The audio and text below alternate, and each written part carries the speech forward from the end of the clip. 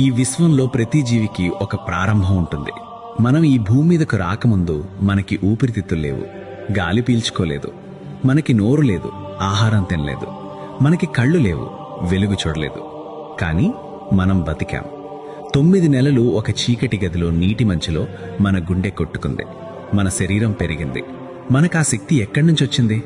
అదొక అద్భుతమైన మార్గం. అదే నాభి. మనం పుట్టగానే డాక్టర్లు బొడ్డు పేగును కట్ చేసి ఉండొచ్చు, కానీ ఆ మచ్చ వెనుక దాగి ఉన్న శక్తిని మాత్రం ఎవ్వరూ కట్ చేయలేరు. ఆధునిక ప్రపంచం దీని శరీరం మీద ఉన్న ఒక చిన్న మచ్చలా చూస్తుంది, కానీ యోగులు దీనిని విశ్వద్వారం అని పిలుస్తారు. ఆయుర్వేదం దీనిని ప్రాణ కేంద్రం అని పిలుస్తుంది. పురాణాలు సృష్టికర్త అయిన బ్రహ్మదేవుడు మహావిష్ణువు యొక్క నాభి నుండి ఉద్భవించాడని చెబుతున్నాయి. అసలు ఈ చిన్న బిందువులో దాగి ఉన్న రహస్యం ఏంటి? మీ ఆరోగ్యం, మీ ఎమోషన్స్, మీ విజయం, చివరికి మీ ఆయుష్ కూడా ఈ నాభి మీదే ఆధారపడి ఉన్నాయి. రండి, ఈరోజు మన శరీరం మధ్యలో ఉన్న ఈ మాయా కేంద్రంలోకి ప్రయాణిద్దాం. ఇది నాభిమండల శాస్త్రం. ఈరోజు మనం మాట్లాడబోయే టాపిక్ కేవలం ఆరోగ్యం గురించి మాత్రమే కాదు, ఇది మన ఉనికి గురించిన టాపిక్. ఈ వీడియో కోసం మేము ఎన్నో పురాతన గ్రంథాలు, మోడర్న్ రీసెర్చ్ పేపర్స్ పరిశీలించి ఈ స్క్రిప్ట్ తయారు చేశాం. ఈ వీడియో చివరి వరకు చూస్తే మీ శరీరంలో ఉన్న ఒక అద్భుతమైన స్విచ్ని ఆన్ చేసే టెక్నిక్ మీకు తెలుస్తుంది. దయచేసి ఎక్కడా స్కిప్ చేయకండి. మన భారతీయ సంస్కృతిలో ఏ కథలోనైనా ఒక లోతైన సైన్స్ దాగి ఉంది. మీకు పద్మనాభస్వామి గురించి తెలిసే ఉంటుంది. ఆ పేరులోనే అర్థం ఉంది, పద్మము నాభిలో కలిగినవాడు అని. భాగవత పురాణం ప్రకారం సృష్టికర్త అయిన బ్రహ్మదేవుడు మహావిష్ణువు యొక్క నాభి నుండి ఉద్భవించాడు. దీని అర్థం ఏంటి? నాభి is the origin of creation. సృష్టి మొత్తం ఒక కేంద్ర బిందువు నుండి మొదలైందని చెప్పడానికి ఇదొక సంకేతం. ఋగ్వేదంలోని 10వ మండలం 90వ సూక్తంలో ఒక మంత్రం ఉంది, నాభ్యా ఆసీదంతరిక్షం శీర్షణోద్యౌ సమవర్తత. దీనర్థం ఆ విరాట్ పురుషుడి నాభి నుండే అంతరిక్షం పుట్టింది అని. ఇక్కడ ఋషులు మనకొక గొప్ప విషయాన్ని చెబుతున్నారు. విశ్వానికి ఒక కేంద్రం ఎలా ఉందో మన శరీరానికి కూడా ఒక కేంద్రం ఉంది. అదే నాభి. యథా పిండే తథా బ్రహ్మాండే. బయట ఉన్న విశ్వశక్తిని మీ శరీరంలోకి లాక్కునే ఒకే ఒక గ్రావిటీ పాయింట్ మీ నాభి. అందుకే పురాతన ఆలయాల్లో విగ్రహ ప్రతిష్ఠ చేసేటప్పుడు విగ్రహం యొక్క నాభి స్థానంలో రత్నాలు, యంత్రాలు ఉంచుతారు. ఎందుకంటే ప్రాణ ప్రతిష్ఠ అక్కడే జరుగుతుంది కాబట్టి. ఇప్పుడు కాస్త సైన్స్లోకి వెళదాం.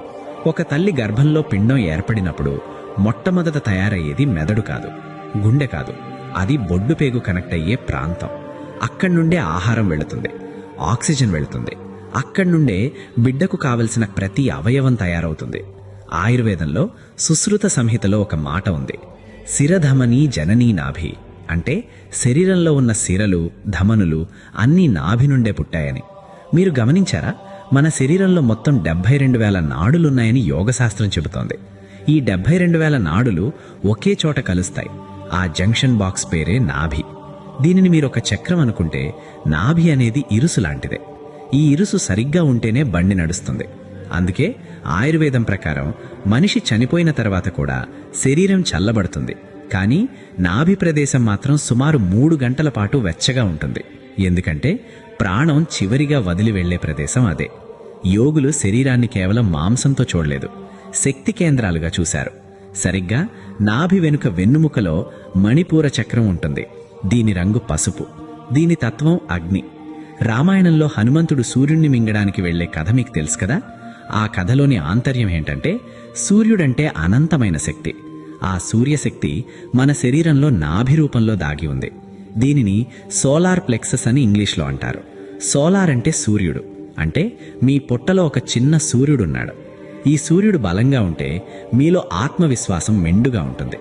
మీరు దేన్నైనా సాధించగలననే ధైర్యం ఉంటుంది. మీ జీర్ణశక్తి అద్భుతంగా ఉంటుంది. కానీ ఈ చక్రం బలహీనపడితే మనిషి పిరికివాడవుతాడు, చిన్న విషయానికే భయపడతాడు, నిర్ణయాలు తీసుకోలేడు, ఎప్పుడూ అలిసిపోయినట్లుంటాడు. నాకు ఆకలి వేయట్లేదు అని ఎవరైనా అన్నారంటే వాళ్ల శరీరంలో అగ్ని ఆరిపోతోందని అర్థం. ఫ్రెండ్స్, ఇది చాలా ఇంట్రెస్టింగ్ పాయింట్. మీకెప్పుడైనా బాగా టెన్షన్ వచ్చినప్పుడు కడుపులో ఏదో తిప్పినట్టు అనిపించిందా? ఇంటర్వ్యూకి వెళ్లేటప్పుడు లేదా ఎగ్జామ్ రిజల్ట్స్ చూసేటప్పుడు పొట్టలో సీతాకోక చిలుకలు ఎగిరినట్టు అనిపిస్తుంది. ఎందుకు?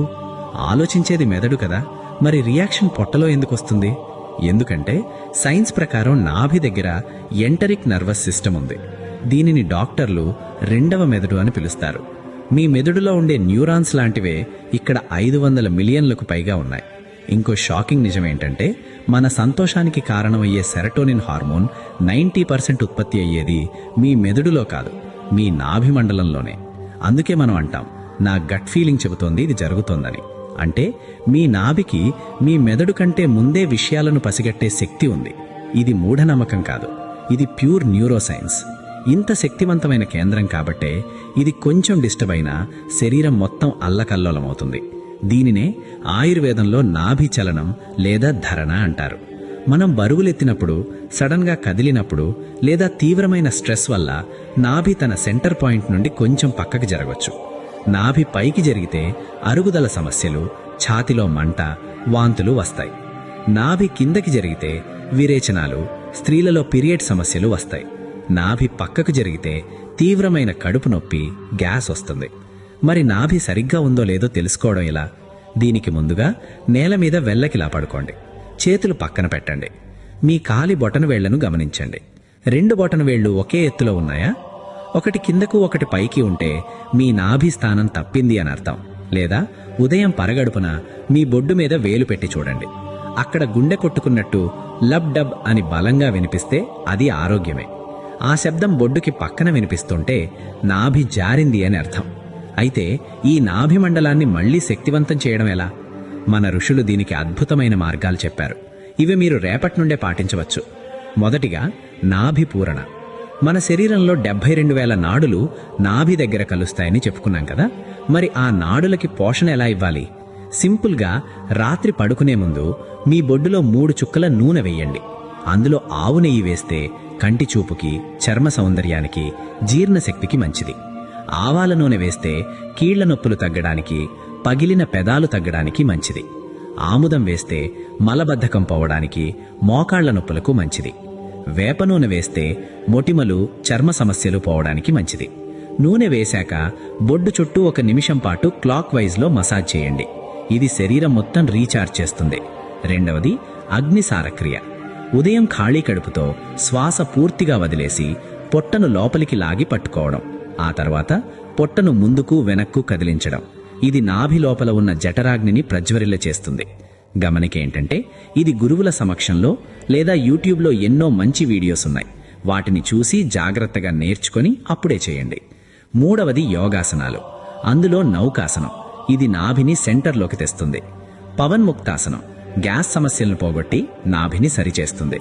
సేతుబంధాసనం నాభి చక్రానికి రక్త ప్రసరణ పెంచుతుంది. నాలుగోది ఆహార నియమం. నాభి అగ్నిస్థానం కాబట్టి చల్లటి పదార్థాలు తాగడం వల్ల ఆ అగ్ని ఆరిపోతుంది. ఎప్పుడూ గోరువెచ్చని నీరు తాగడం అలవాటు చేసుకోండి. ఇది మీ నాభిని కాపాడుతుంది. చివరిగా ఒక చిన్న కథ. అడవిలో కస్తూరి మృగం ఉంటుంది. దానికొక అద్భుతమైన సువాసన వస్తూ ఉంటుంది. ఆ వాసన ఎక్కడి నుంచి వస్తుందో తెలియక అది అడవంతా పిచ్చిగా పరిగెడుతుంది. గడ్డిలోకి వెతుకుతుంది, చెట్ల వెనుక వెతుకుతుంది, అలసిపోయి ప్రాణం వదిలేస్తుంది. కానీ దానికి తెలియని విషయం ఏంటంటే ఆ సువాసన వస్తున్నది బయట నుంచి కాదు, దాని సొంత నాభి నుంచే. మనిషి పరిస్థితి కూడా అంతే. ఆనందం కోసం, ఆరోగ్యం కోసం, శక్తి కోసం ఎక్కడెక్కడో వెతుకుతున్నాడు. డాక్టర్ల చుట్టూ, మందుల చుట్టూ తిరుగుతున్నాడు. కానీ మనకి కావలసిన ప్రాణశక్తి మన నాభిలోనే దాగి ఉంది. మిత్రులారా, మీ నాభి కేవలం శరీరంలో ఒక భాగం కాదు, అది మీ పవర్ హౌస్. దాన్ని నిర్లక్ష్యం చేయకండి. ప్రతిరోజు దాన్ని గమనించండి. దానికి సరైన పోషణ ఇవ్వండి. మీ నాభి ఎప్పుడైతే బ్యాలెన్స్గా ఉంటుందో మీ జీవితం కూడా అప్పుడే బ్యాలెన్స్గా ఉంటుంది. ఋషులిచ్చిన ఈ జ్ఞానాన్ని మళ్లీ మన జీవితంలోకి తెచ్చుకుందాం.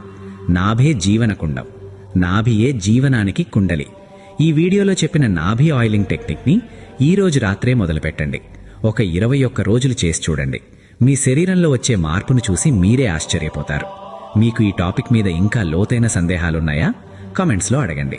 అలాగే మన కళ్ళ గురించి, కళ్ళ వెనుక ఉన్న రహస్యము, కళ్ళ ఆరోగ్యం గురించి, చేసే త్రాటక సాధన గురించి తెలుసుకోవాలనుకుంటే, దాని మీద డెడికేటెడ్ వీడియో కావాలంటే కమెంట్స్లో టీ అని కమెంట్ చేయండి. ఈ ప్రాచీన జ్ఞానం నలుగురికి చేరాలి. దయచేసి ఈ వీడియోని మీ ఫ్యామిలీ గ్రూప్స్లో షేర్ చేయండి. మరిన్ని అద్భుతమైన స్పిరిచువల్ సైన్స్ వీడియోల కోసం ఛానల్ని సబ్స్క్రైబ్ చేసుకోండి. సర్వేజన సుఖినో భవంతు. జై హింద్. మళ్ళీ మరో అద్భుతమైన వీడియోతో కలుసుకుందాం.